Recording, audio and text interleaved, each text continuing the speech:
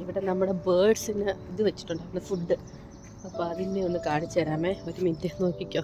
ആദ്യം വെച്ചതെല്ലാം കഴിച്ചു തീർത്തു, ഇത് രണ്ടാമത് വെച്ചത് അതുകൊണ്ട് ഇത് വന്ന് എല്ലാം കൊത്തി കൊത്തി നോക്ക്, മൊത്തത്തിൽ അതിനെ കീറിയെടുത്തു.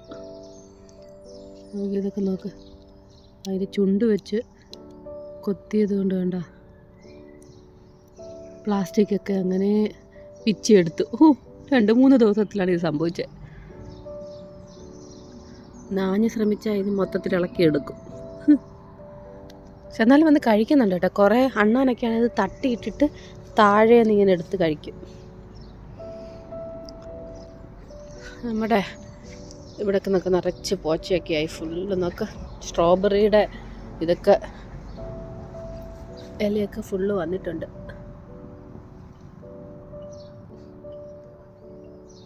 അപ്പുറത്ത് എല്ലാത്തിലും തളിരലയൊക്കെയായി. അങ്ങനെ കുറേ നേരം വെളിയിലൊക്കെ നടന്നതിന് ശേഷം ഇപ്പോൾ സമയം ഇപ്പം വൈകിട്ട് ഒരു 3 മണി ആയിട്ടുണ്ട് കേട്ടോ. ഇപ്പോൾ വർഷക്കുട്ടിയും വിമാനം സ്കൂളിൽ നിന്ന് വരും.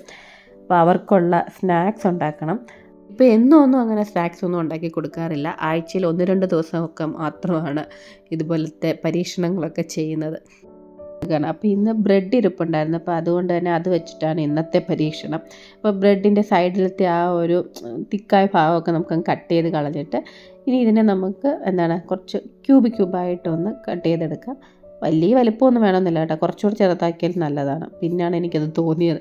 പിന്നെ അതിലേക്ക് സവാള ചെറുതായിട്ട് അരിഞ്ഞതും പച്ചമുളക് അരിഞ്ഞത്, അതുപോലെ തന്നെ ക്യാപ്സിക്കം ഏത് കളർ വേണമെങ്കിലും എടുക്കുക. ഇപ്പോൾ എൻ്റെ ഒരു എല്ലാം ഉള്ളായിരുന്നു, അതിട്ട് കൊടുത്തു. പിന്നെ കുറച്ച് ഒറിഗാനോ, പിന്നെ കുറച്ച് വറ്റൽമുളക് ഉണ്ടല്ലോ നമ്മുടെ ചില്ലി ഫ്ലേക്സ്, അത് ഇട്ട് കൊടുക്കുക. പിന്നെ ഇതിൻ്റെ ടേസ്റ്റ് ഒന്ന് മാറ്റാൻ വേണ്ടി ഞാൻ കുറച്ച് ഗരം മസാല ഇട്ട് കൊടുക്കുന്നുണ്ട്. ഒരുപാടൊന്നും ഇടണ്ട, ഒരു 1/4 ടീസ്പൂൺ ഇട്ട് കൊടുത്താൽ മതി. പിന്നെ ഒരു 2 ടേബിൾ സ്പൂണ് ടൊമാറ്റോ സോസും കൂടെ ഒഴിച്ച് കൊടുക്കുന്നുണ്ട്. ഇതെല്ലാം കൂടെ നന്നായിട്ടൊന്ന് മിക്സ് ചെയ്യാം. മിക്സ് ചെയ്യുമ്പോൾ ആ സോസ് എല്ലാം കൂടെ ആ ബ്രെഡിലൊന്ന് നന്നായിട്ടൊന്ന് കോട്ടായി വരണം. ഇത് നമ്മൾ ബേക്ക് ചെയ്യാനാണ് പോകുന്നത്, അപ്പോൾ അതുകൊണ്ട് ബേക്ക് ചെയ്യാൻ പറ്റാവുന്ന ഒരു പാത്രം എടുക്കുക. ഇപ്പോൾ ഞാൻ എടുത്തേക്കുന്ന കേക്ക് ടീൻ, അതിലേക്ക് കുറച്ച് ബട്ടർ ഒന്ന് അപ്ലൈ ചെയ്തിട്ട് പകുതി ബ്രെഡിൻ്റെ ആ ഒരു മിക്സ് അതിലേക്ക് ചേർത്ത് കൊടുത്തിട്ട് അതിൻ്റെ മുകളിലേക്ക് ചീസ് ഇട്ട് കൊടുക്കുക. നമുക്ക് ഏത് ചീസ് വേണേലും ഇതിൻ്റെ മുകളിലേക്ക് ഇതുപോലെ ഗ്രേറ്റ് ചെയ്ത് ഇട്ട് കൊടുക്കാം. ഇല്ലയെന്നുണ്ടെങ്കിൽ നമ്മുടെ സ്ലൈസ് ആവുള്ളെങ്കിൽ അതും കൂടെ വേണേലും വെച്ച് കൊടുക്കാം കേട്ടോ, ചീസ് സ്ലൈസ് ഉണ്ടല്ലോ അത്. എന്നിട്ട് അതിൻ്റെ ബാലൻസ് ഇരിക്കുന്ന ബ്രെഡും ഇട്ട് കൊടുത്ത് വീണ്ടും അതിൻ്റെ മുകളിൽ ചീസും ഒറിഗാനോ ഒക്കെ ഇട്ടതിന് ശേഷം ഞാനിപ്പം മൈക്രോ ഓവനിൽ വെച്ചിട്ട് ഒരു 2 മിനിറ്റ് ഒന്ന് ബേക്ക് ചെയ്തെടുക്കുന്നുണ്ട്. ഇപ്പോൾ അതില്ലാന്നുണ്ടെങ്കിൽ നമ്മൾ സാധാരണ കേക്കൊക്കെ ബേക്ക് ചെയ്യുന്ന പോലെ സ്റ്റൗ ടോപ്പിൽ വെച്ചും ബേക്ക് ചെയ്തെടുക്കാവുന്നതേ ഉള്ളൂ, അല്ല OTGയിൽ എങ്ങനെ വേണേലും ചെയ്തെടുക്കാം. അപ്പോഴത്തേനും നമ്മുടെ ഇതുപോലെ കിട്ടും.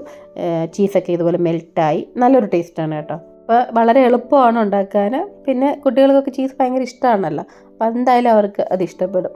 ബ്രെഡിൻ്റെ ആ സൈഡൊക്കെ നമ്മൾ കട്ട് ചെയ്തില്ലേ, അപ്പോൾ അതിനെ ഒന്ന് പൊടിച്ച് വെച്ചെങ്കിൽ നമുക്ക് ബ്രെഡ് ക്രംസ് ആയിട്ട് ഉപയോഗിക്കാമല്ലോ വേറെ എന്തെങ്കിലുമൊക്കെ ഉണ്ടാക്കുന്ന സമയത്ത്. അപ്പോൾ അതും കളയേണ്ട ആവശ്യമൊന്നുമില്ല കേട്ടോ. അപ്പോൾ ഇനിയിപ്പോൾ രാത്രിയിലത്തേക്കുള്ള ഒരു കറിയും കൂടെ ഉണ്ടാക്കുവാണ്. ഇന്നൊരു സ്പെഷ്യൽ കറിയാണ്, ബേങ്കൻ ഭർത്തയാണ് ഉണ്ടാക്കുന്നത്. അപ്പോൾ അതിന് വേണ്ടി ഞാൻ വലിയൊരു വഴുതനങ്ങ എടുത്തിട്ടുണ്ട് കേട്ടോ. എന്നിട്ട് ഇതിനെ ഇതുപോലെ ഫോർക്ക് കൊണ്ടങ്ങ് കുത്തി അങ്ങ് ശരിയാക്കുക. ആരോടെങ്കിലും ദേഷ്യം ഉണ്ടെങ്കിൽ അത് തീർക്കാൻ നല്ലൊരു അവസരമാണ് കേട്ടോ. എന്നിട്ട് ഇതിൻ്റെ മുകളിലേക്ക് കുറച്ച് എണ്ണയും കൂടെ മൊത്തത്തിലൊന്ന് തേച്ച് കൊടുത്തതിന് ശേഷം ഇതുപോലെ സ്റ്റൗവിൻ്റെ ടോപ്പിൽ വെച്ചിട്ട് ഇത് നമുക്കൊന്ന് ചുട്ടെടുക്കാം.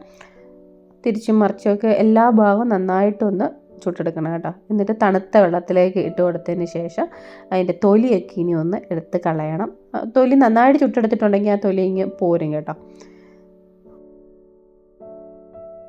സാധാരണ ഞാൻ ഈ എഗ് പ്ലാന്റ് വാങ്ങിക്കുന്ന സമയത്ത് നമ്മളിങ്ങനെ തവ ഫ്രൈ ചെയ്യത്തില്ലേ, മസാലയൊക്കെ പുരട്ടി, അതാണ് ചെയ്യുന്നത്. പിന്നെ ഞാൻ വെച്ച് ചപ്പാത്തിക്ക് ഒരു ഡിഫറെൻറ്റ് കറി ആയിക്കോട്ടെ എന്ന്. എന്നും മുട്ടക്കറി അല്ലെങ്കിൽ വെജിറ്റബിൾ കുറുമ, ചിക്കൻ കറി അങ്ങനെയൊക്കെയല്ലേ കഴിക്കുന്നത്. അപ്പോൾ ഇന്നൊരു ചേഞ്ച് ആയിക്കോട്ടെ എന്ന് വിചാരിച്ചിട്ടാണ് ഇതെടുത്തത്. അപ്പോൾ ഇത് നമുക്ക് ഒന്ന് കട്ട് ചെയ്തെടുക്കാമേ. എന്നിട്ട് ഇതിനെ ഇനി മിക്സിയുടെ ജാറിലിട്ടിട്ട് നന്നായിട്ടൊന്ന് അരച്ചെടുക്കണം. ചൂട് പോയതിന് ശേഷം മാത്രം നന്നായിട്ട് അരച്ചെടുത്താൽ മതി. ഇപ്പം പിന്നെ വൈകിട്ട് സ്കൂൾ വിട്ട് വന്നു കഴിഞ്ഞാൽ ഇവിടെ എല്ലാവരും വെളിയിൽ കളി തുടങ്ങിയിട്ടുണ്ട്. ഇത് അപ്പുറത്തെ വീട്ടിലെയൊക്കെ കുട്ടികളാണ് കേട്ടോ. അപ്പോൾ അവരെല്ലാവരും കൂടെ ചേർന്നിട്ട് കളിക്കുകയാണ്.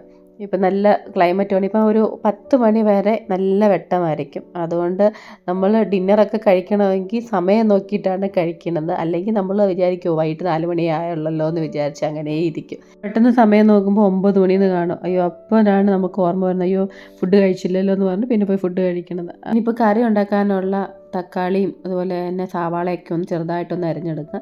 പിന്നെ നമ്മൾ നേരത്തെ മിക്സിയിൽ എടുത്ത് വെച്ചിരുന്നില്ലേ വഴുതനങ്ങ, അതുകൊണ്ടൊന്ന് അരച്ചെടുക്കണം. ഇനി ഒരു പാനിലേക്ക് കുറച്ച് എണ്ണ ഒഴിച്ച് കൊടുക്കുക. അതിലേക്ക് ജീരകം വേണം, പിന്നെ വറ്റൽമുളക്, പിന്നെ വേണ്ടത് ഇഞ്ചി ചെറുതായിട്ട് കൊത്തി അരിഞ്ഞത്, എല്ലാം കൂടെ നന്നായിട്ടൊന്ന് ഇങ്ങനെ ഒന്ന് വഴറ്റിയെടുക്കാം. പിന്നെ ഒരു സവാളയാണ് ഞാൻ എടുത്തിരിക്കുന്നത് കേട്ടോ, ഒരു വലിയ സവാള ചെറുതായിട്ട് കൊത്തി അരിഞ്ഞതും. പിന്നെ അതിലേക്ക് എരിവിന് ആവശ്യത്തിനുള്ള പച്ചമുളക് ഇട്ട് കൊടുക്കാം. എന്നിട്ട് തക്കാളിയും കൂടെ ചേർത്ത് കൊടുക്കണേ. എല്ലാം കൂടെ നന്നായിട്ടൊന്ന് വഴറ്റിയെടുക്കുക. അതിൻ്റെ ഒരുപാടങ്ങ് റോസ്റ്റൊന്നും ആവണ്ട. ഇനി ഇതിലേക്ക് നമുക്ക് മഞ്ഞൾപ്പൊടി, മുളക് പൊടി വേണം, പിന്നെ മല്ലിപ്പൊടി, ഇതെല്ലാം കൂടെ. പിന്നെ വേണ്ടത് കുറച്ച് ജീരകപ്പൊടിയും കൂടെ ഇട്ട് കൊടുക്കുക. എന്നിട്ട് എല്ലാം കൂടെ നന്നായിട്ടൊന്ന് വഴറ്റിയെടുക്കുക. നമ്മൾ ചേർത്തിരിക്കുന്ന ആ പൊടിയുടെയൊക്കെ ആ ഒരു പച്ച സ്മെല്ലുണ്ടല്ലോ, അതൊക്കെ ഒന്ന് പോകണം. അതുകൊണ്ട് നന്നായിട്ടൊന്ന് റോസ്റ്റ് ചെയ്തെടുക്കണം കേട്ടോ. ഇനി ഈ കറിക്ക് ഒരുപാട് ഗ്രേവി കാണത്തില്ല, കുറച്ച് തിക്കായിട്ടായിരിക്കും ഇരിക്കുന്നത്. അപ്പോൾ ഞാൻ അതിലേക്ക് ഒരു 1/2 ഗ്ലാസ് ചൂടുവെള്ളം ഒഴിച്ച് കൊടുത്തിട്ടുണ്ട്. ഇനി ഇതെല്ലാം കൂടെ ഒന്ന് തിളച്ച് എല്ലാം കൂടെ മസാല എല്ലാം കൂടെ ഒന്ന് യോജിച്ച് വരണം. ഇതിലേക്ക് ഒരു ടേസ്റ്റ് ഒന്ന് എൻഹാൻസ് ചെയ്യാൻ വേണ്ടി ഞാൻ കുറച്ച് ഒരു ടീസ്പൂൺ പഞ്ചസാര ചേർക്കുന്നുണ്ട്. മസാലയുടെ ആ പച്ചമണമൊക്കെ മാറിയതിന് ശേഷം നമുക്ക് ഇനി അരച്ച് വെച്ചിരിക്കുന്ന വഴുതനങ്ങ ഇതിലേക്ക് ഇട്ട് കൊടുക്കുക. എന്നിട്ട് ഇത് നന്നായിട്ട് എല്ലാം കൂടെ യോജിപ്പിക്കണം കേട്ടോ. കുറച്ച് നേരം ഒന്ന് റോസ്റ്റാക്കി എടുക്കണം. എന്നിട്ട് ലാസ്റ്റിൽ കുറച്ച് ബട്ടറും കൂടി ഇട്ട് ഇതുപോലെ ഒന്ന് പൊതിഞ്ഞ് വെച്ചതിന് ശേഷം അതിങ്ങനെ മെൽറ്റായി വരുമ്പോൾ എല്ലാം കൂടെ ഒന്ന് യോജിപ്പിച്ച് കഴിയുമ്പോൾ നമ്മുടെ ബേങ്കൻ ഭർത്ത റെഡി ആയിട്ടുണ്ട്.